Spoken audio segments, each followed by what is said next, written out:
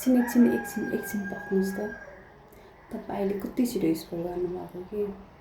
तपाईँ मलाई भन्नुहोस् त, काम नपाएर बोर भएर स्क्रोल गरिरहनु भएको छ कि अपर्च्युनिटीको खोजीको लागि स्क्रोल गरिरहनु भएको छ? सोसियल मिडियामा केही अपर्च्युनिटी भेटिहाल्छु कि भनेर स्क्रोल गरिरहनु भएको छ?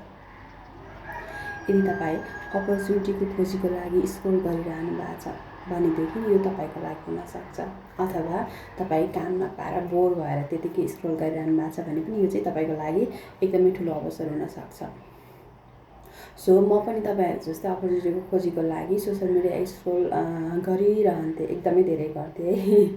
त्यही गर्ने क्रममा मैले एउटा यस्तो अपर्च्युनिटी, यस्तो प्लेटफर्म भेटाएँ होइन, जसले चाहिँ मलाई सोसियल मिडिया चलाएर डलरमा कमाइ गर्ने अवसर दिएको छ।